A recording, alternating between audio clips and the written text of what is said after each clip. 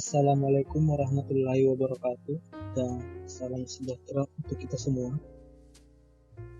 Kita kembali lagi di mata kuliah Sistem Informasi Perencanaan, yang dimana pada minggu ke-10 ini kita akan membahas tentang model analisis demografi.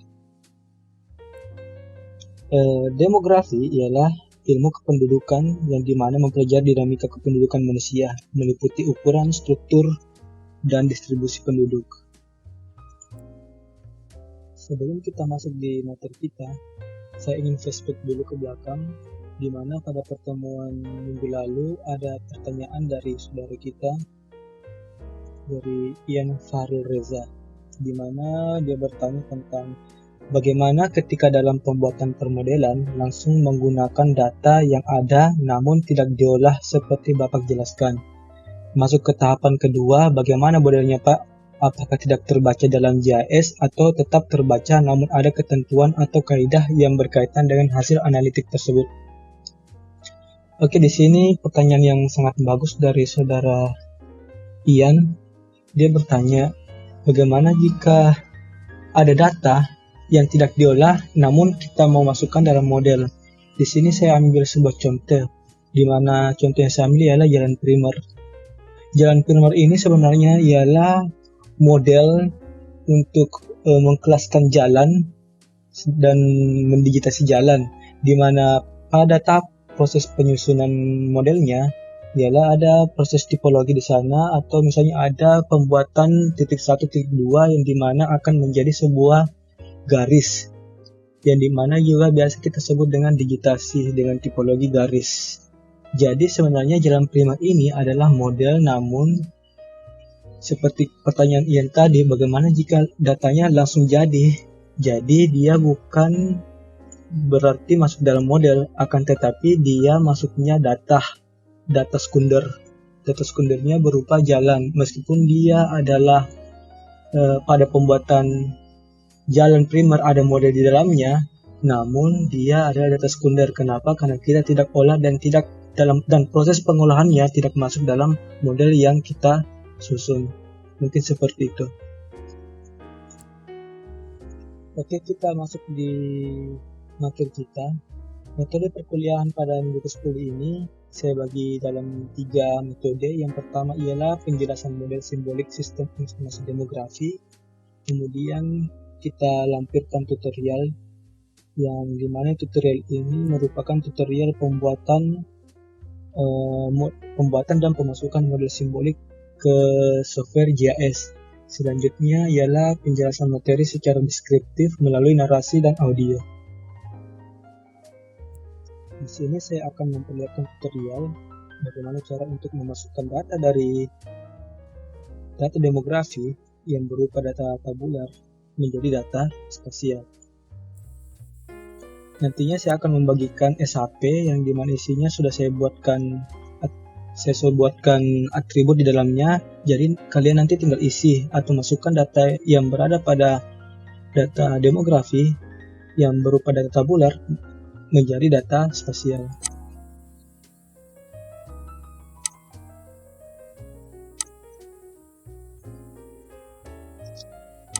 Inilah contoh atribut yang sudah saya buatkan.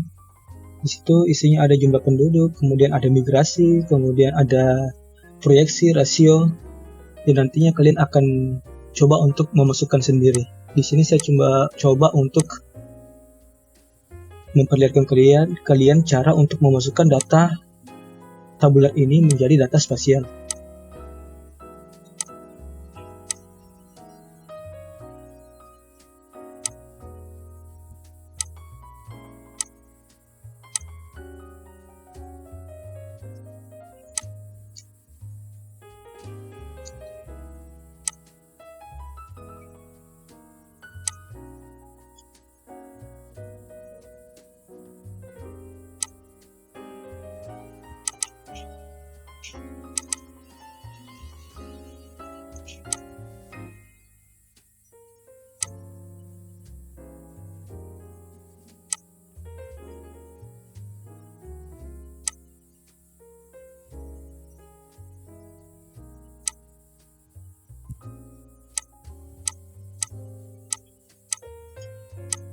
Nanti kalian akan memasukkan semua data dari Makassar dalam angka 2019 tadi ke dalam atribut yang berada pada SHP yang nantinya akan saya bagikan kepada kalian.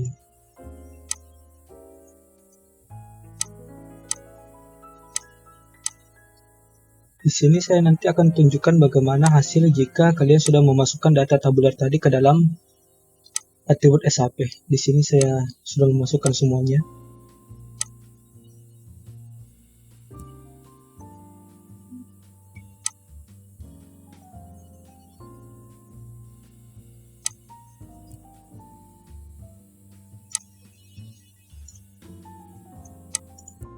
Selanjutnya kita akan mencoba untuk menganalisis pertambahan penduduk. Di sini pertambahan penduduk adalah fenomena perubahan jumlah penduduk dalam suatu wilayah, di mana bisa bertambah ataupun bisa berkurang. Untuk mendapatkan informasi terkait perkembangan penduduk, ada faktor-faktor yang mempengaruhi perkembangan penduduk tersebut.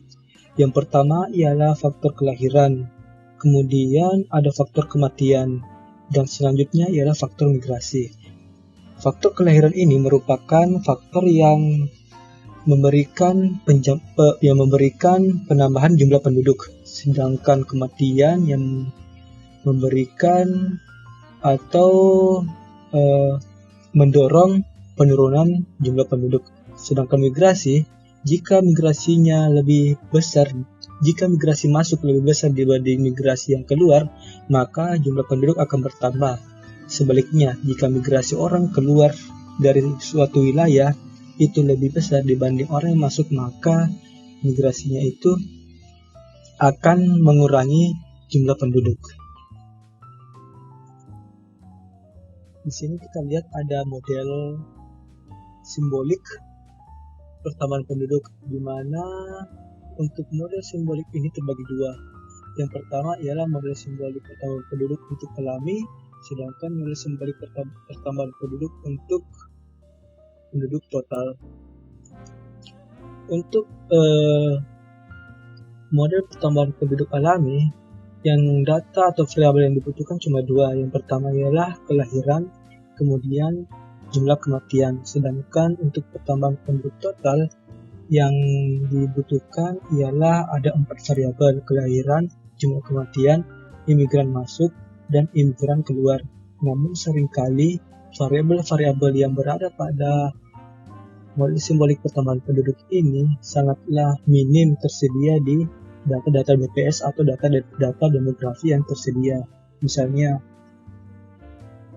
di sini bagaimana jika data BPS kecamatan tidak memiliki data kelahiran. Untuk mendapatkan data kelahiran, maka adapun model analisisnya ialah model analisis GVR atau General Fertility Rate, di mana variabel yang dibutuhkan ialah jumlah kelahiran, kemudian jumlah penduduk perempuan umur 15-49 tahun atau umur produktif untuk melahirkan. Selanjutnya ialah konstanta, di mana di sini saya gunakan konstanta 1000 dalam artian per 1000 penduduk. Per 1000 penduduk mewakili di simbol ini, di formulasi ini. Di sini saya mengambil contoh. Yang pertama ialah contoh jumlah kelahiran di Kota Makassar itu ada 25.911. Data ini tersedia di Makassar dalam angka 2019, namun tidak tersedia untuk data-data yang lebih rincinya, misalnya tiap kecamatan. Di sini cuma ada data untuk Kota Makassar. Selanjutnya ialah jumlah penduduk perempuan produktif.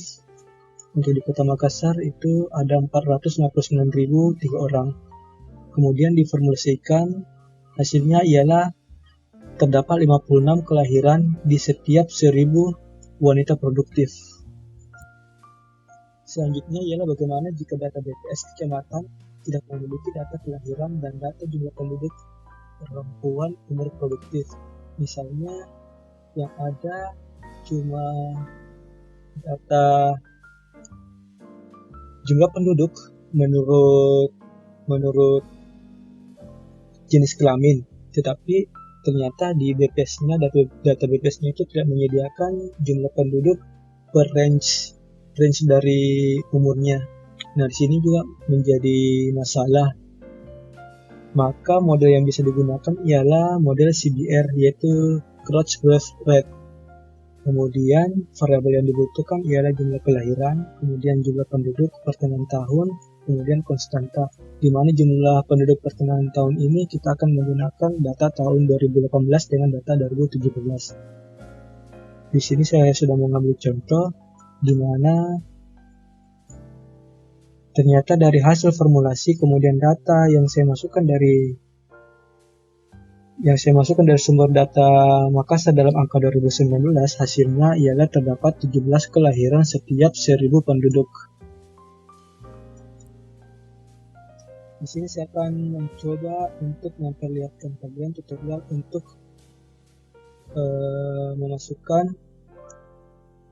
memasukkan model simbolik ini ke dalam atribut agar datanya itu bisa menjadi data spasial.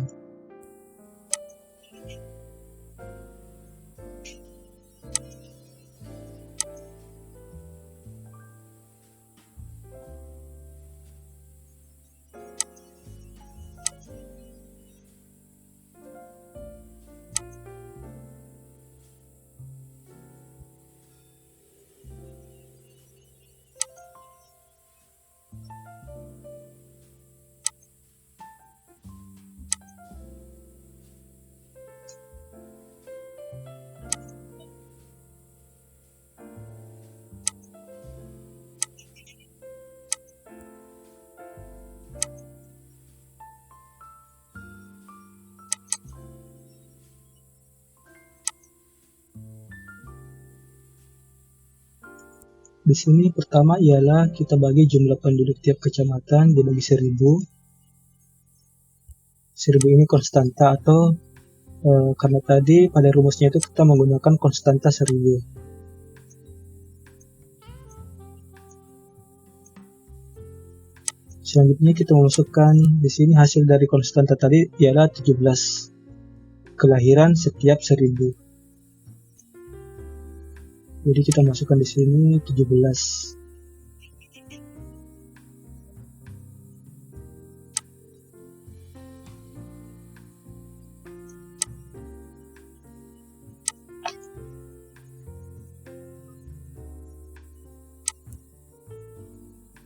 Maka hasilnya ialah berupa data namun masih ada komanya. Di sini nanti kita akan mencoba untuk menghilangkan koma di belakangnya karena yang namanya jumlah penduduk itu ialah nilainya nilai absolut.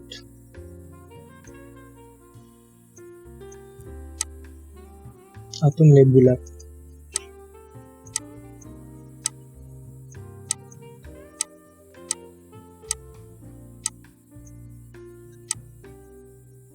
Nanti kalian akan memasukkan atau mencoba untuk membulatkan angka ini. Selanjutnya ialah kalian akan mencoba untuk memasukkan data kematian, di mana data jumlah kematian itu pada Makassar dalam angka 2019 sudah tersedia. Jadi kalian tinggal memasukkan atau memindahkan data tabular ini ke dalam atribut data spasial yang terdapat atau data SAP yang nantinya atau yang kalian sudah pegang.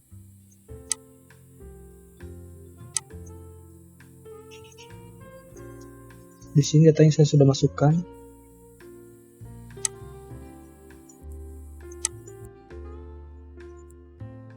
Setelah data kelahiran dan data jumlah kematian sudah kita dapatkan, maka kita akan mencoba untuk model simbolik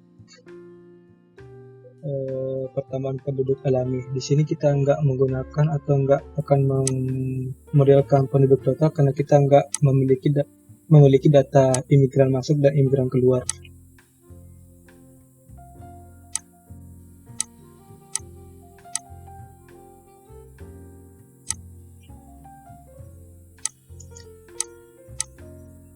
Jadi rumusnya ialah kelahiran dikurangi oleh jumlah kematian. Jadi di sini kita tinggal mencari atribut jumlah kelahiran dan jumlah kematian.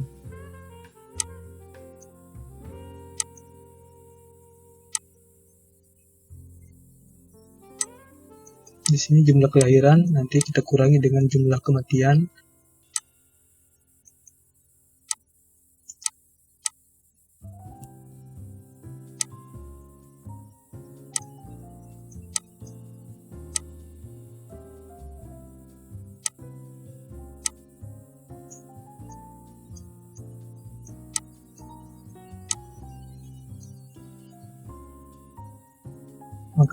Maka hasilnya seperti berikut ini.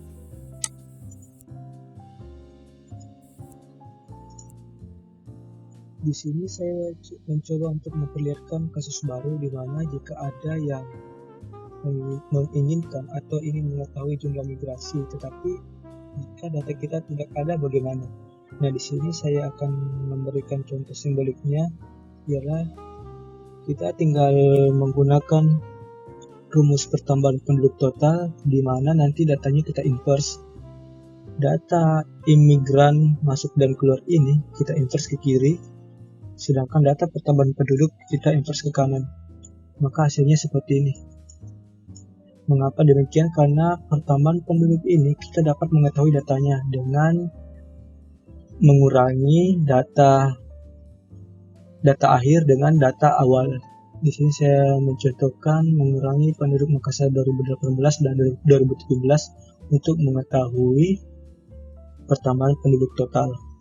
Maka rumusnya selanjutnya kita lihat seperti ini.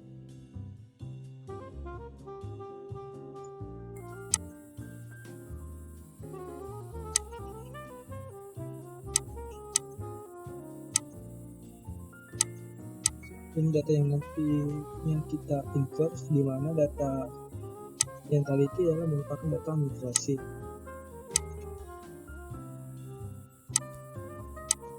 Data ini adalah data yang sudah kita ketahui, maka kita tinggal formulasikan di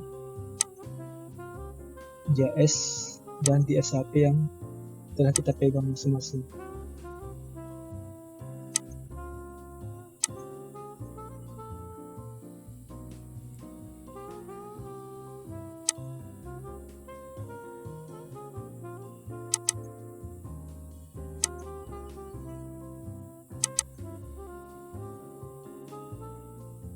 Maka untuk mengetahui pertumbuhan penduduk total, kita tinggal kurangi jumlah penduduk 2018 dengan jumlah penduduk 2017.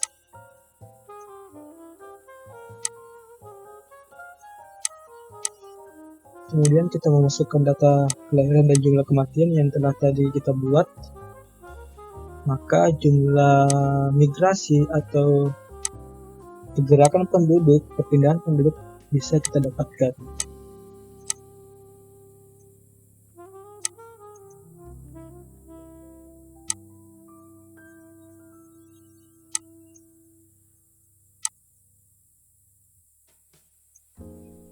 Dan sini seperti ini, kita lihat ada hasil minus dan ada hasil positif, di mana hasil positif itu artinya lebih banyak migrasi masuk dibanding migrasi keluar.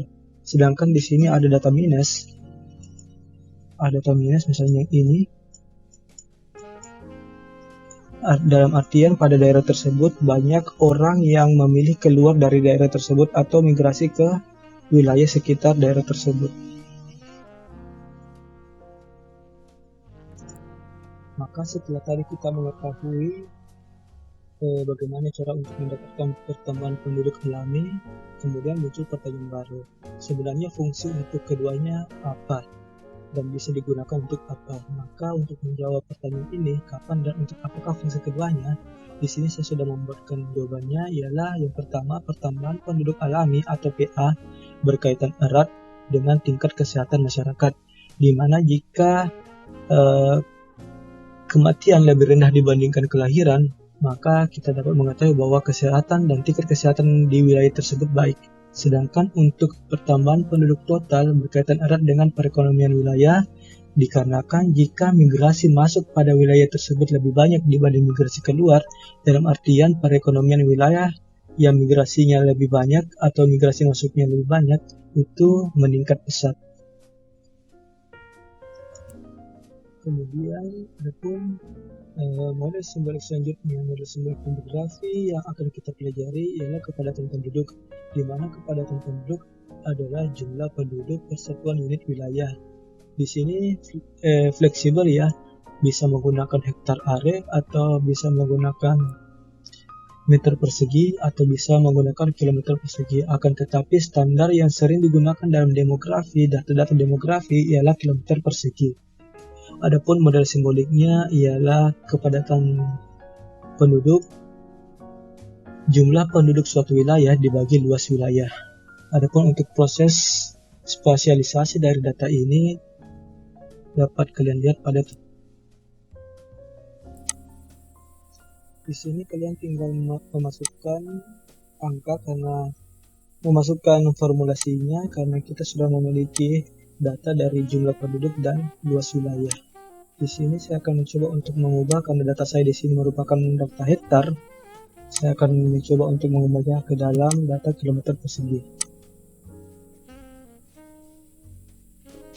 Selanjutnya tinggal kita memasukkan formulasi dari model simbolik kepadatan penduduk.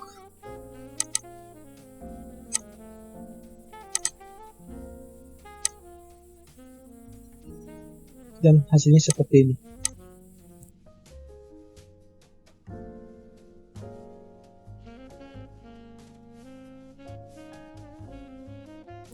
Selanjutnya ialah mencari rasio penduduk. Rasio penduduk ini berfungsi sebagai salah satu variabel ketika kita ingin memproyeksi penduduk.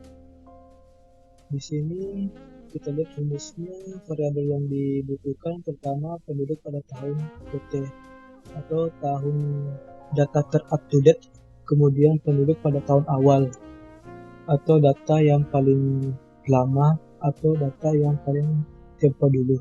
Kemudian jangka waktu data up to date dengan data lama. Selanjutnya ialah R merupakan laju pertumbuhan penduduk. Data ratio di sini nanti akan menunjukkan data R di sini rasionya 0,0128 pada contoh yang saya berikan. Dalam artian jika kita persenkan menjadi 1,28%. 1,28% artinya terdapat pertumbuhan penduduk sebesar 1,28% tiap tahunnya.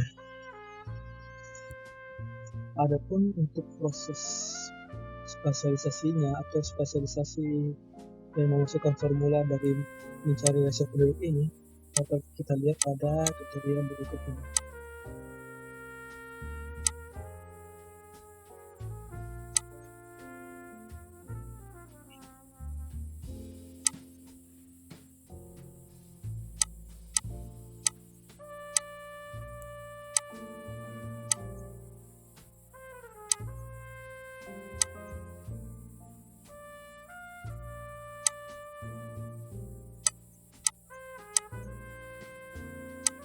Di sini kita membutuhkan data pada tahun awal. Kita menggunakan tahun 2017. Kemudian jangka waktunya ialah kita tinggal kurangin 2018 dengan 2017. Maka hasilnya 1. Kita tinggal masukkan formulasinya.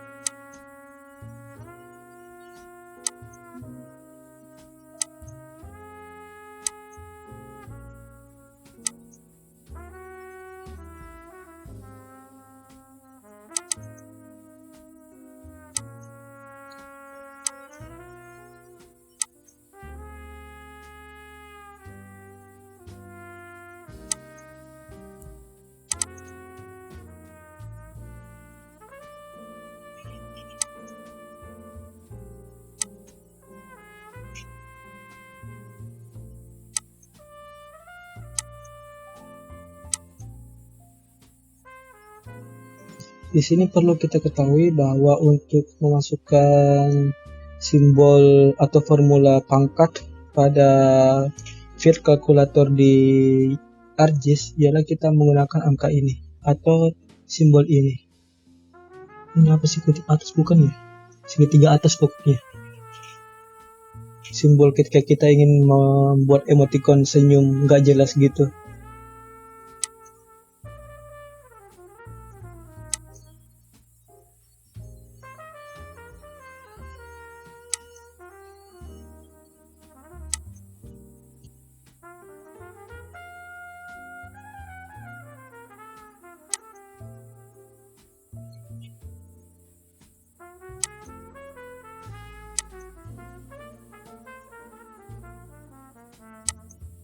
Di sini kita lihat ada hasil yang nol, dalam artian di Kota Makassar itu ada suatu wilayah atau angka suatu wilayah yang bisa membuat hasilnya itu tidak jelas atau tidak baik, dikarenakan biasanya ada pemekaran. Maka kita tinggal isi manual di sini angkanya menjadi angka 0, karena di sini ialah ada wilayah atau ada kecamatan yang dimekarkan pada tahun 2018, yang pada tahun 2017 itu kecamatannya nggak ada.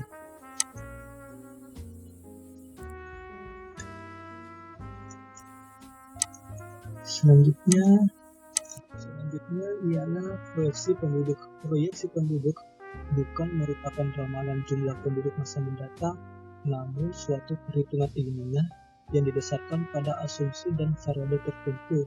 Di sini kalau misalnya kita mengingat salah satu fungsi model ialah membantu menjelaskan secara ilmiah. Jadi itulah perbedaan model dengan perbedaan ramalan. Jadi ini pun meskipun proyeksi itu sifatnya sama dengan ramalan, yaitu melihat masa depan atau melihat tahun-tahun selanjutnya yang belum terjadi, akan tetapi perbedaannya ialah model memiliki variabel yang bisa dijelaskan dan bisa dipertanggungjawabkan. Di sini proyeksi penduduknya itu ialah kita menggunakan 3 model. Model proyeksi yang kita akan coba untuk gunakan yang pertama ialah model linear arithmetic. Model linear arithmetic merupakan model proyeksi dengan mengasumsikan pertumbuhan penduduk relatif tetap atau konstan setiap tahunnya. Jadi tidak ada peristiwa yang besar sehingga mengakibatkan terjadinya lonjakan atau penurunan penduduk yang besar. Sedangkan proyek pertumbuhan geometrik sebenarnya hampir sama dengan model linear arithmetic, namun kalau geometrik itu menggunakan dasar bunga majemuk. Selanjutnya ialah pertumbuhan eksponensial. Kalau model pertumbuhan eksponensial itu proses yang mengasumsikan pertumbuhan penduduk secara terus-menerus setiap hari dalam angka pertumbuhan konstan dengan tetap melihat ada nilai eksponen di dalamnya. Jadi perbedaan mendasar ialah kalau model linear dan pertumbuhan itu konstan, sedangkan pertumbuhan eksponensial itu ada pertambahan terus-menerus. Di sini ada pun model sebaik dari linear arithmetic ialah ada data penduduk pada tahun awal sebagai variabelnya, selanjutnya angka pertumbuhan penduduk yang telah kita hitung dan yang kita sebut dengan rasio, dan terakhir ialah periode antar tahun awal dan tahun end. Di sini saya sudah memberikan contoh di sebelah kanannya, dan nanti kalian lihat sendiri atau nanti akan saya lampirkan di slide atau PowerPoint yang nanti saya akan bagikan. Adapun proses perhitungannya atau proses spasialisasi data dan model sebagai ini ke dalam JS ya sebagai berikut.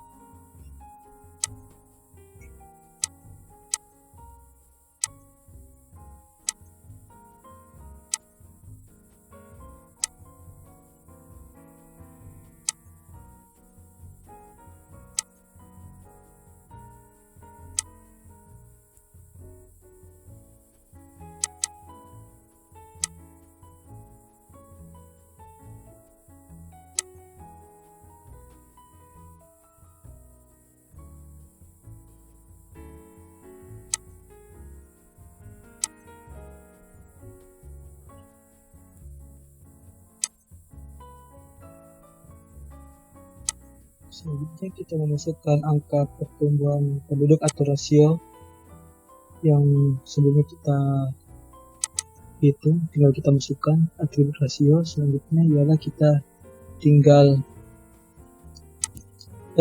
kalikan dari periode waktunya.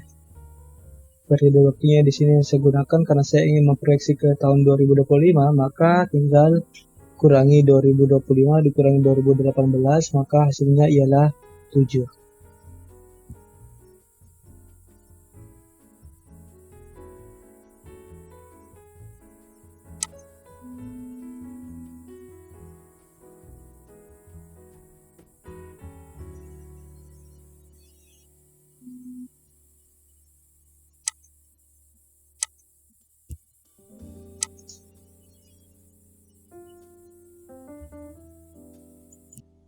Di sini kita lihat ada hasil yang minus. Di sini menandakan adanya penduduk yang adanya pengurangan penduduk atau pertambahan penduduk yang tiba-tiba melonjak. Kalau tidak salah ini berada pada kecamatan Ujung Pandang dan terjadi pemekaran di Kepulauan Sangkarang, maka terjadi perubahan data yang besar, bukan migrasi yang besar, akan tetapi perubahan data yang besar dikarenakan adanya pemecahan atau pemekaran kecamatan. Maka di sini nanti angkanya tinggal kita bulatkan dan kita jadikan positif.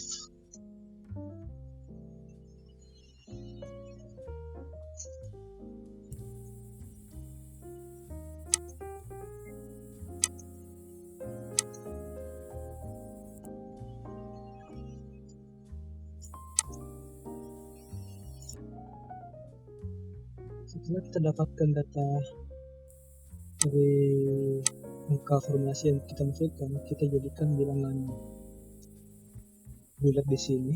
Kita bilang angkanya karena jumlah penduduk itu nggak ada yang setengah-setengah, itu bilangannya bilangan bulat. Maka kita buatkan menjadi kita ubah menjadi angka bulat di sini.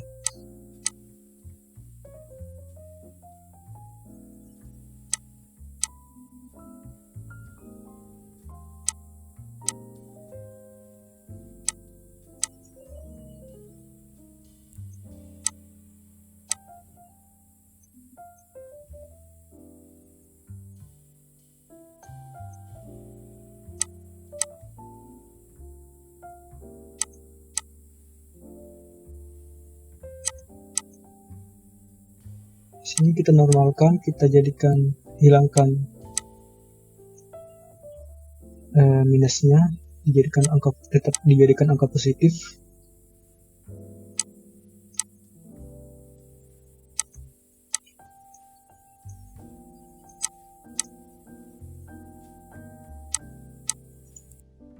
Selanjutnya ialah model proyeksi pertumbuhan penduduk geometrik, di mana variabelnya ialah penduduk pada tahun awal, kemudian rasio pertambahan penduduk yang sebelumnya telah kita hitung atau R, dan waktu dalam tahun. Sebenarnya pertumbuhan penduduk geometrik ini nggak jauh berbeda dengan yang aritmetik tadi. Di sini kalau pertumbuhan geometrik, waktu dalam tahunnya itu atau waktu periode proyeksinya itu dijadikan pangkat. Di sini tutorialnya untuk proses pemasukan formula model simboliknya pada JS itu dapat kita lihat pada tutorial ini.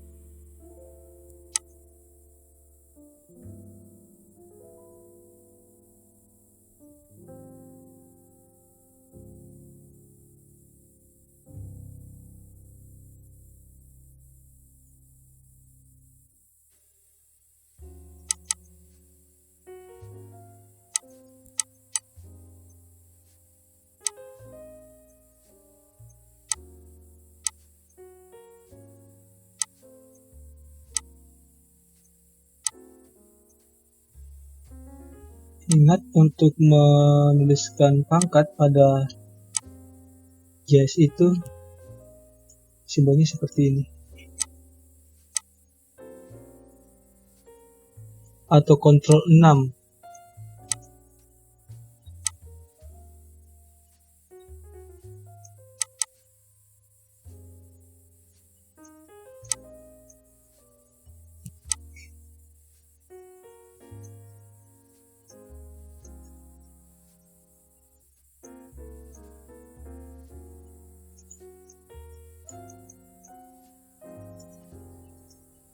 Selanjutnya ialah kita bulatkan angkanya, sama seperti proyeksi aritmetik tadi. Dan terakhir ialah model pertumbuhan eksponensial, di mana kembali lagi saya jelaskan model pertumbuhan eksponensial merupakan model proyeksi penduduk dengan mengasumsikan pertumbuhan penduduk secara terus-menerus setiap hari dengan angka pertumbuhan yang konstan. Adapun formulasinya seperti ini, dan variabel yang dibutuhkan hampir sama dengan proyeksi geometrik dan aritmetik tadi. Namun di sini ada variabel yang baru, di mana kita membutuhkan bilangan pokok sistem logaritma atau biasa juga disebut dengan eksponen. Eksponennya ialah 2,72, dan ini berlaku untuk semua data jika kita ingin menggunakan proyeksi pertumbuhan eksponensial. Adapun tutorialnya sebagaimana.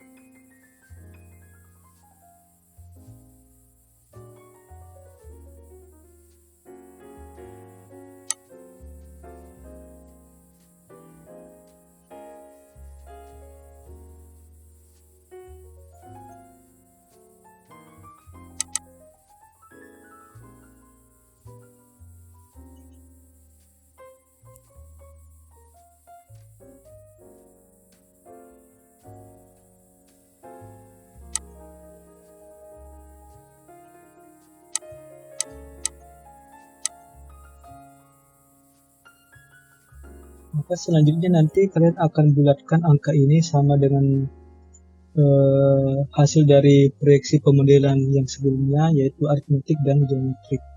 Di sini saya akan memperlihatkan contoh. Pada proyeksi aritmetik jumlahnya itu tidak jauh berbeda dengan angka yang sebelumnya atau proyeksi penduduk yang berada pada Makassar dalam angka 2019, atau ada sekitar selisihnya itu sekitar 10.000. Akan tetapi pada proyeksi geometrik itu selisih angkanya hampir 30 ribuan, dan begitu pula dengan eksponensial. Jadi di sini kita dapat mengambil kesimpulan untuk wilayah dengan kasus adanya lonjakan penduduk atau lonjatan data penduduk yang diakibatkan dari migrasi atau yang diakibatkan dari pemekaran wilayah, maka proyeksi aritmetik yang paling baik digunakan dibandingkan proyeksi geometrik dan eksponensial. Seperti itu.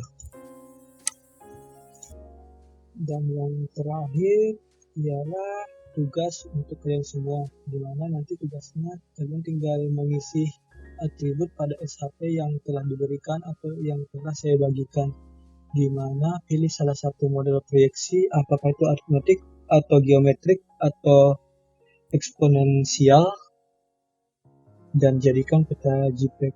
Selanjutnya kalian kirim ke email saya dan paling lambat dikumpulkan itu minggu depan. Dan tugas akan diakumulasikan dengan nilai kuis yang nantinya saya berikan. Di sini tutorial untuk tugasnya atau untuk mengubah data yang tadi kita masukkan atau yang nantinya kalian akan kelola ke dalam bentuk JPEG seperti ini.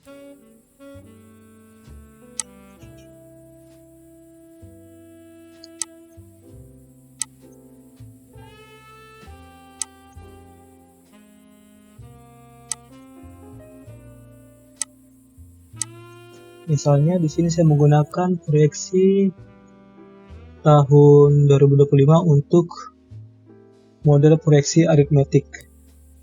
Jadi nanti kalian terserah ingin mau tampilkan atau mengumpulkan yang mana. Kemudian range-nya biarkan range normal, nggak masalah, nggak usah atur. Hasilnya seperti ini. Dari data ini dilihat bahwa ternyata untuk proyeksi pertumbuhan penduduk tahun 2025 di Kota Makassar itu lebih mengarah ke daerah pinggiran seperti Bidingkanaya dan Tamalate. Tapi kalian nggak usah sampai jelaskan seperti itu. Kalian tinggal kumpulkan JPEG-nya dan nantinya akan diakumulasikan dengan nilai kuis kalian. Di sini kita buatkan layoutnya, nggak usah layout yang lengkap, cukup yang jelasnya terlihat landscape dan bisa dinilai.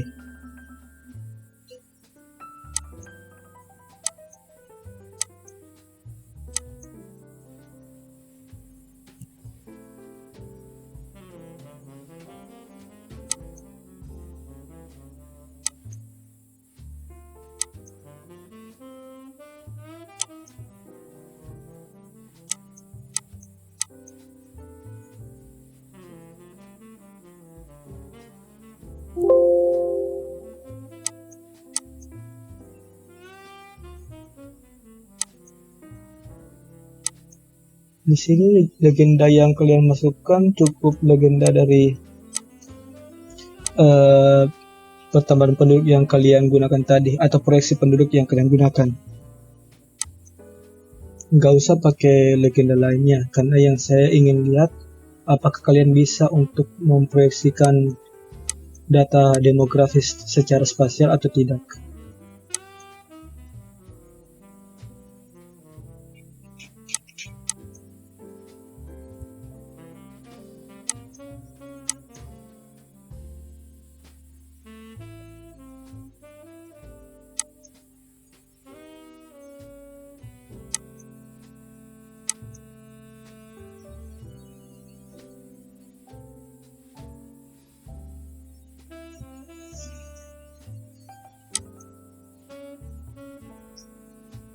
Dan di sini ingat kalian harus memasukkan nama sesuai dengan format yang saya berikan, ialah pertama masukkan nama, yang jelasnya nanti akan ada format yang saya berikan di slide terakhir. Di sini saya sarankan gunakan pertama ialah NIM kalian, selanjutnya mata kuliah, dan terakhir tulis tugas 1. Nyambung tanpa spasi.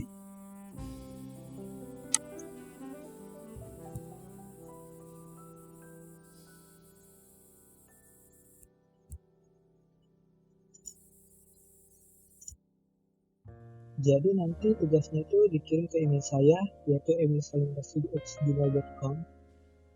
Nanti nama filenya itu wajib sesuai dengan format, yaitu NIM kalian, kemudian underscore SIP underscore tugas 1. Di sini saya memberikan contoh 0912089101 underscore SIP underscore tugas 1. Nanti tugas ini paling lambat dikumpul minggu depan, tanggal 11 Mei 2020. Tugas akan diakumulasi dengan nilai kuis. Jadi sampai sini mata kuliah kita untuk hari ini. Terima kasih atas perhatiannya. Jika ada salah kata, mohon dimaafkan. Assalamualaikum warahmatullahi wabarakatuh dan salam sejahtera untuk kita semua.